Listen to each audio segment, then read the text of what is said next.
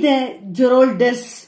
புனித ஜெரோல்டஸ் இவர் 10ஆம் நூற்றாண்டில் ஆஸ்திரியாவில் மிகப்பெரிய செல்வந்தருக்கு மகனாக பிறந்தார்.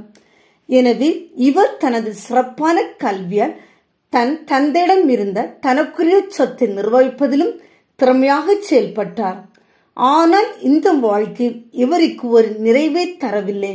மாறாக திருப்தி இல்லாதவராகவே காணப்பட்டார். எனவே இவர் எல்லாவற்றையும் ஒதுக்கிவிட்டு தனிமையான வாழ்க்கை வாழ விரும்பினார். இவரின் 2 மகன்கள் குனோ மற்றும் உல்ரிச் ஆகியோருடன் ஐசிலிடேன் என்ற மடத்தில் துறவியானார். இவர் தனது பண்ணையை அந்த மடத்திற்கு எழுதி வைத்தார்.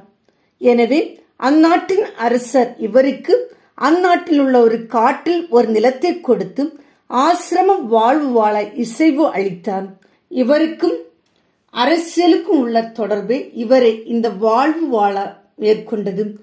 இவர் ஒரு பெரும் பணக்கார குடும்பத்தை சேர்ந்தவரானதால் எப்பொழுதும் அரசருடன் சேர்ந்தே இருப்பார்.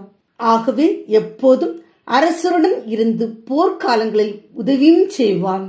எனவே இவர் உள்ளத்தின் அமைதிக்காக அந்த வாழ்வை துறந்தார். இவர் பிரீசன் என்ற இடத்தில் உள்ள மடத்தில் துறவு வாழ்வு வாழ்ந்து வந்தார். அங்குள்ள மக்கள் இவரிடம் மிகுந்த மரியாதை வைத்திருந்தனர். 978ஆம் ஆண்டு இவர் இறந்த பொழுது இவரது 2 மகன்களும் அந்த ஆசிரமத்தில் குடியிருந்து ஆசிரமத்தை நடத்தினார்கள். இப்பொழுது இவருக்காக ஒரு ஆலயம் சாங்ட் ஜெரால்ட் என்ற நகரில் உள்ளது.